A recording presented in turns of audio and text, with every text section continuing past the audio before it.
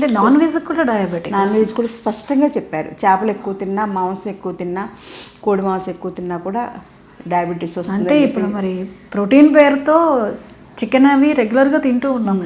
Protein పెంచుకునే క్రమంలో diabetes కూడా పెంచుకుంటే బోల్డ్ సబ్స్టిట్యూట్స్ ఉన్నాయి. కందిపప్పు, మినపప్పు, పెసరపప్పు, జీడిపప్పు, పిస్తా పప్పు, బాదం పప్పు, ఇలా ఎన్నో రకాల ప్రోటీన్స్ మనకు ఉన్నాయి కదా.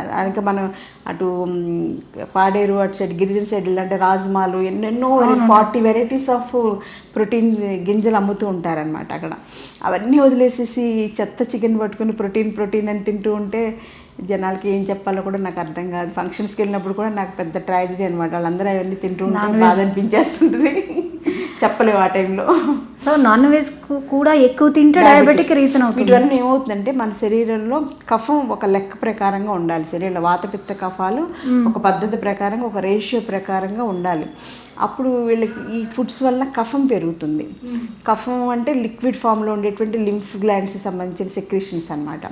అవి ఎక్కువగా పెరిగిపోవడం వల్ల ఎక్కడికక్కడ కలెక్ట్ అయిపోయి మనకి ఎలా అయితే డ్రైనేజ్ వాటర్ బ్లాక్ అయిపోయి అలాగా చెరువులాగా ఫామ్ అయింది అనుకోండి, అక్కడ ఆటోమేటిక్గా ఇంకుడు గుంటలు వీటన్నిటిలో కూడా మనకి చూస్తుంది కదా, దోమలు ఏర్పడుతుంటాయి, లార్వాలు ఏర్పడుతుంటాయి, అన్ని పురుగులు వచ్చేస్తుంటాయి. అలా సేమ్ అలాగే మన బాడీలో కూడా కఫం పెరగడం వలన దుష్పరిణామాల వల్ల ఇన్ఫెక్షన్స్, లింఫ్ గ్లాండ్స్లో ఇన్ఫెక్షన్స్ అంతా కలెక్ట్ అయ్యి అది ప్యాంక్రియాస్ మీద పనిచేయడం వలన డయాబెటీస్ వస్తుందని, ప్రమేహ వ్యాధి రావడానికి కారణాలు, సంప్రాప్తి అంత వివరంగా చెప్పారు ఆయుర్వేదంలో. అసలు చూడండి ఎక్కడన్నా ఉందా ఇంత సైంటిఫిక్గా, ఇంత అనలైజ్డ్గా. ఏదో వంశపారంపర్యంగా వచ్చింది అనుకునే పరిస్థితిలో ఉంటుంది. ఇంకోటి చరక సంహితలో నేను ఈ మధ్య మళ్ళీ చెప్పాను కదా, అప్పుడప్పుడు బుక్స్ చదువుతూ ఉంటానని. అలా చదివినప్పుడు మానసికంగా ఉండేటువంటి ఒత్తిడి వల్ల కూడా డయాబెటీస్ వస్తుందని అప్పట్లో చెప్పారు. సో ఇది సైకోసొమాటిక్గాను మనం ఇప్పుడు అందరం అనుకుంటున్నాం. డయాబెటీస్కి ముఖ్యమైనటువంటి కారణం స్ట్రెస్. ఎవరి ప్రొఫెషన్లో వాళ్ళకుండే, ఎవరింట్లో వాళ్ళకుండే అదే స్వర్గం అదే నరకం, అంతమించిన స్వర్గం ఇంకోటి ఉండదు. అట్ ది సేమ్ టైం అదే నరకంగా కూడా ఉంటుంది. నా ప్రొఫెషన్ నాకు నరకంగా ఉండొచ్చు, నా ఇల్లే నాకు నరకం కావచ్చు, ఎవరికైనా. సో అది ఆ నరకాన్ని తట్టుకోలేక మనకి స్ట్రెస్ వలన కూడా డయాబెటీస్ వస్తుంది. నేను ఫుడ్ బాగా తింటున్నాను, చెద్దన్నం బాగా తింటున్నాను, యోగా చేస్తున్నాను, ఎక్సర్సైజ్ చేస్తున్నాను, వాకింగ్ చేస్తున్నాను, ఎక్కడికి వెళ్ళి నడిచి వెళ్తున్నాను, నాకు డయాబెటీస్ రాదులే అనే ధీమా అస్సలు పెట్టుకోవడానికి లేదు. ఎందుకంటే మీ మనసు ఎలా ఉంటుందనేది మనం అసెస్ చేయలేం. కొంతమందికి తాడుని చూసి కూడా పాముని భయపడుతూ ఉంటాం కదా, సేమ్ అనమాట. సో దానివలన ఏదో భయం, ఏదో ఇది ఒత్తిడి వలన డయాబెటీస్ రావడానికి అవకాశం ఉంది. కాబట్టి ఈ కాజిటివ్ ఫ్యాక్టర్స్ దృష్టిలో పెట్టుకుని లైన్ ఆఫ్ ట్రీట్మెంట్ కూడా ఆయుర్వేదిక్ లైన్స్లో అలా చేసుకోవాలి. సో ప్యాంక్రియాస్లో ఉండేటువంటి అన్నెసరీ కఫాకి సంబంధించిన ఫ్లూయిడ్స్ అన్నీ కూడా బయటకు వెళ్ళిపోయేలాగా పంచకర్మ ట్రీట్మెంట్స్ చాలా అద్భుతంగా పనిచేస్తాయి. సో పంచకర్మ ట్రీట్మెంట్ ముఖ్యంగా విరేచన కర్మ రిపీటెడ్గా చేయించుకుంటూ ఉండాలి డయాబెటీస్ ప్రాబ్లం ఉన్నవాళ్ళు.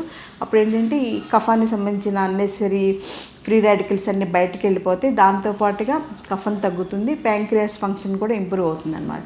ఆటోమేటిక్గా అది డయాబెటీస్కి ఫంక్షనింగ్ ఇంప్రూవ్ అయితే డయాబెటీస్ తగ్గుతుంది కదా. సో అది దాంతోపాటుగా ఆయుర్వేదిక్ మెడిసిన్స్ ఉన్నాయి, చాలా అద్భుతమైన మెడిసిన్స్ ఉన్నాయి.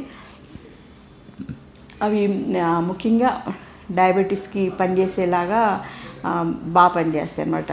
అందులో చంద్రప్రభావటి అని చెప్పేసి మంచి కాంబినేషన్ ఆఫ్ మెడిసిన్ ఉంది, అది చాలా బాగా పనిచేస్తుంది. తర్వాత నిషాములకి ట్యాబ్లెట్స్ అని ఉంటాయి. సింపుల్గా నిషాములకి అంటే ఉసిరి పసుపుతో తయారు చేసినవి.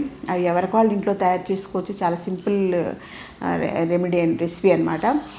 అలా కాని పక్షంలో మీరు మంచి డాక్టర్ దగ్గర అయినా తీసుకోవచ్చు, లేదా బయట మార్కెట్లో కూడా దొరుకుతాయి నిషాములకి. ఏదైనా వైద్యం పర్యవేక్షణలో వాడడం అనేది మంచిది. కాబట్టి నేను ఊరికే పేర్లు మీకు ధైర్యం కోసం చెప్తాను, కానీ వీటిని పట్టుకుని మీరు వాడేసుకోండి అని చెప్పడం కరెక్ట్ కాదు. ముఖ్యంగా డయాబెటీస్ చాలా భయంకరండి.